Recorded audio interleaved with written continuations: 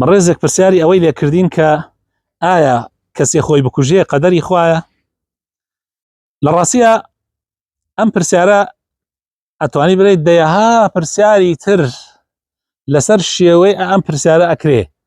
ئایا کەسێک ئەگەر سیارە سەریع لێ بخوڕێ و تووشی حادیسێ ببێ خۆی یان خەڵکانی تر تیا بچن لە حادیسەکەیە، ئایا ئەمە قەزا و قەدەرە؟ ئایا ئەمە قەدەری خوایە؟ کەسێک ئەگەر نوێژ نەکا یان ڕێگای خراپە بگرێتە بەر، ئایا ئەمە قەدەری خوایە؟ یعنی خوا لەسەری نووسێتی نوێژ نەکا یا خوا لەسەری نووسێتی کە کابرا حادیسەیە بکە، یان ئەمانە ئەم جۆرە پرسیارانە.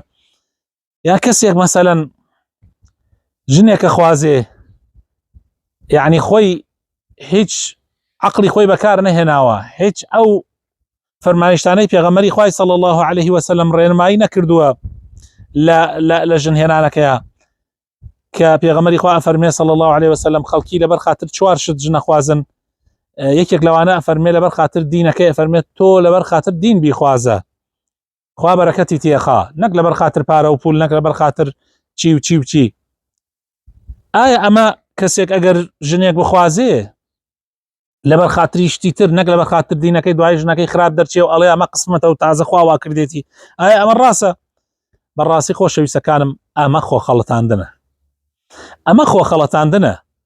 خوای پەروەردگار عەقڵی بە ئێمە داوە، خوای پەروەردگار عەقڵی بە ئێمە داوە، پاشان هەنیە شتێ لەم ژیانە خوای پەروەردگار لەسەرمانی نووسیوە، یعنی بە هیچ شێوەیەک گۆڕانکاری بەسەرا نایە و دەستی ئێمەشی تیان نییە و پاشان محاسەبەش لەسەر ئەوە ناکرێن ئێمە.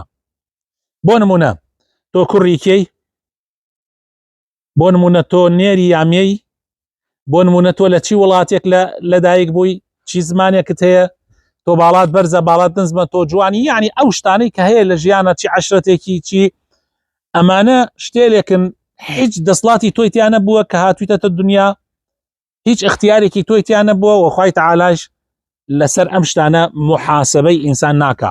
بەڵکو ئەگەر کەسێ لەسەر ئەم شتانە ڕەخنە لە تۆ بگرێ بڵێ ئەی فڵانە کەس ئەی گاڵتە بە عەشرەتەکەت بکە، ئەوە کوفرە، یعنی کارێکی زۆر زۆر غەڵەتە. کەسێک ئەگەر گاڵتە بە باڵات بکە، کورتە باڵای بۆ نمونە باڵا بەرزی، یا مەثەلەن بۆ نمونە تۆ نێری مێی گاڵتە بەمە بکە، بەڕاستی ئەمانە گشتی خەتەرن و ڕەخنەگرتنە لە کاری خوا.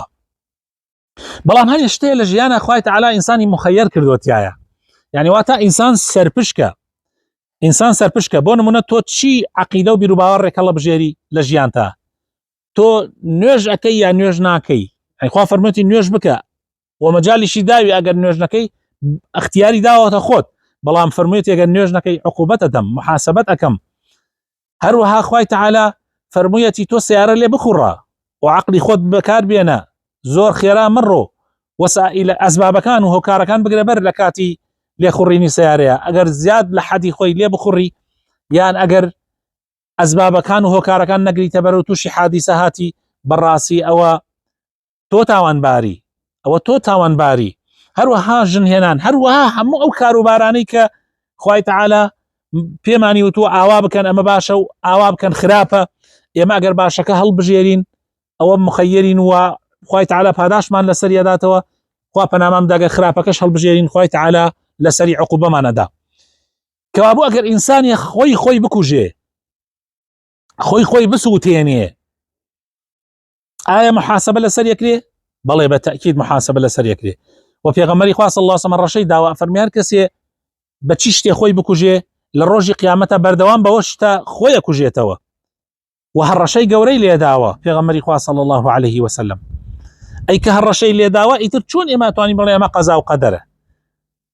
ڕاستە ئەمە ئەکەوێتە بەری قەدەری عام، قەدەری گشتی، ئەکەوێتە بەری قەدەری گشتی، وەکو بڵێ خوای تەعالا هەندی ئەقداری هەیە، هەندی شتێ گشتیە عامە، ئەزانێت چی ڕوەدا لەم بوونەوەرە و چی ڕوونادا، وەکو علمی غەیبی خۆی. بەڵام ئەوە وەکو زانین و علم، ئەگینا خوا ئەگەر خوا پێتی بکردی بێت تۆ خۆت بکوژی، کەوابوو حەسەبەتش لەسەری ناکا. ئەگەر خوای تەعالا بە زۆر ژنێ بکاتە تووشتۆ، کەوابوو ئەگەر ژنەکەشت خراپ بێ هیچ محاسبەیەکت لەسەری نییە. کەوابوو ئەگەر خوای تەعالا بە زۆر وات پێ بکات نوێژنەکەی، کەوابوو ئەگەر نوێژنەکەی محاسبەت لەسەری نییە.